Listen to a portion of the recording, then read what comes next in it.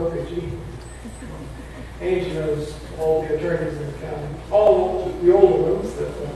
And anyway, we used to do a lot of residential real estate, and I started getting a pattern of parents coming in and saying, we want to put the house over into the children's names. And first I'd just say, oh, fresh out of law school, boy, I know how to do that. But then it occurred to me, maybe I should ask them why they want to do it. And they would often say something to the effect that we don't want the nursing home to get it. Well, I thought, the nursing homes own a lot of houses around town? I didn't know that. But, as it is, it's not that the nursing home gets it, it's just the nursing home has to be paid. That's understandable.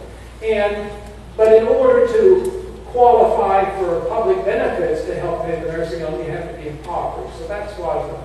But that's how I got into it. And how's my time? Am I over? You are 7 o'clock on the nose. On the nose. On the nose. Here's another question. I'm gonna make Melissa back off for just a I'm minute. good. I see a very big talk about ready just now. The community spouse of a person who is on Medicaid Yes. has an annuity Okay. over 70. If that money is taken out, as you are told you have to take out that percentage, Yeah, if it's a retirement, it's an IRA.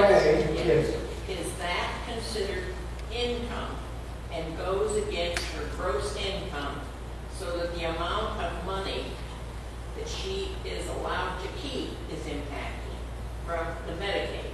Okay, that's an interesting question. You've obviously got some knowledge about this. Lots of it. I guess you got it the hard way, huh? Still working. Okay. One thing I didn't mention is, simple example, couple, they have $200,000 and a house and a car, and we'll give the wife a $25,000 IRA.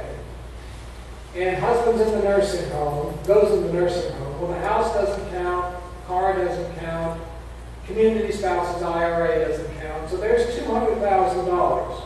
The rule is that the community spouse gets to keep half of the countable assets. Now there's a maximum. The maximum is about $120,000. So in this case, half of $200,000 is $100,000. So $100,000 is over on the community spouse's side. The other $100,000 is what's at risk of being spent down. In addition, so there's a certain minimum assets that the community spouse is allowed to keep. And in addition, there's a minimum income. It's about $2,000, it changes and I forget, but it's around $2,000 a month. So let's say the wife has $1,000 Social Security, and that's everything she has. Then the husband's income, the general rule is if you're in the nursing home on Medicaid, your income goes to the nursing home and Medicaid makes up the difference. But one of the exceptions is if there's a wife, a spouse at home, whose income is below the $2,000, then part of the $1,000 of the husband's income could go over to the wife rather than the nursing home to bring her up to the $2,000. Now, I guess if you're at the maximum, so let's say you're getting, in this case, let's say you're getting $1,000 a month, from your Social Security, and $1,000 from your husband's income is coming to you. Then you say, yes, after age 70 and a half, you're required to pull out a certain amount of money from your IRA. Is that income? I don't know. I don't think that's income for Medicaid purposes. It's clearly taxable income for income tax. But what you're doing is, I suppose the interest portion or something might be income. But for Medicaid purposes, that's your, just like pulling money out of the bank. It's your money that you put in and now you're pulling it back out again. So, I can't give you an exact answer, but at least most of it would not be treated as income for Medicaid purposes. Whoa! Let's see, I haven't asked you two here, haven't had a chance yet, but look at the yellow shirt. When is the best age to start becoming a citizen? last year. You're 1 year too late. Well, obviously, we're not going to talk about doing annuities and all this stuff and transferring assets, but getting your documents in order, I think, is very important. If you wait, you may become incapacitated, and then it's too late. And secondly, I'll talk to you about the options of transferring the house or protecting that in a way that. So, certainly I think retirees are. And by the way, you're never going to be any younger than you are now, which means that your life estate interest is never going to be as large as it is now, which means the amount of the gift will never be as small as it is now. So you're actually helping yourself a little bit by. Yes, sir. It's a general question about protecting your bank accounts, savings and checking accounts, and having your family attached to those accounts. How does that play into it? Say, for example, you had a son or daughter, you had $200,000 in a savings account, and your son and daughter also On that account. On that account. How does that all work? Well, that's an interesting point. If you're putting children's names on your bank accounts, for their savings, checking, other accounts as joint owners, for Medicaid purposes, it makes no difference. The only time some of that money wouldn't count if the children could show that part of that money was what they put into the account. But in almost all cases, it's the parents' money. So the question of, having there are pluses and minuses to adding a child's name or children's names to your accounts.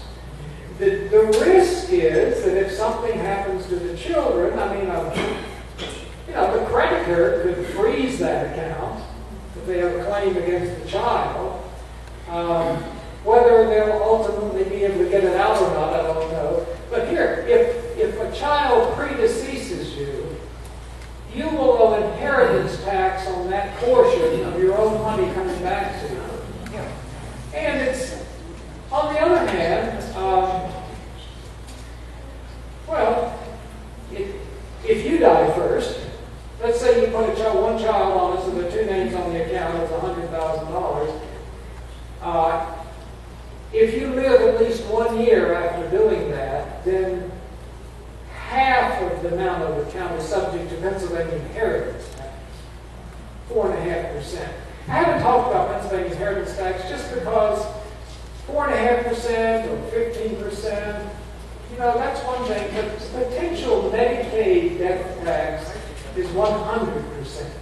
So I think that's where the focus should be, and to the extent that we can also help protect with other taxes, we do that too. But another issue is sometimes it's surprising some retirees how much of their entire financial savings are in something like their checking and savings account. $200,000 in their savings account. Well, if they put a child's name on it, often the thought is, we're doing that for convenience. They can deal with the bank. When you die, that $200,000 belongs to that child. If you've got a will that says, my 4 children get everything equally, they didn't get any of the $200,000. That all went to the surviving joint owner.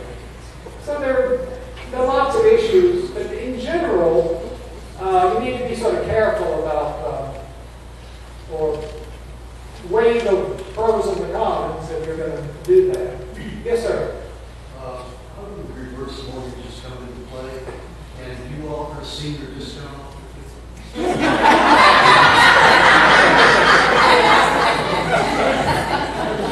See, I offer a senior discount, and everybody will be discounted. I'll just say that my typical fee is a $300 fee for coming in to see me. So we have a fair amount of work even before you come in to get prepared for that. So there's just $300 for a non-crisis situation. It's around $5,000, $6,000, something like that. Which is less than a month in the nursing home. Typically 2 3 weeks of nursing home costs. If it's a crisis situation, it's usually about twice that much. But we're protecting 10 times what you paid us. Then times or 50 times. So, but it's always, the purpose of the meeting is to give you information and options. I want to give you enough information so you can make a reasonable decision whether it makes sense to hire us. I send a follow-up letter that's fairly detailed after the meeting. I never expect anybody to make a decision at the meeting. And it's an opportunity to get specific information about your precise, situation and what options are available and things you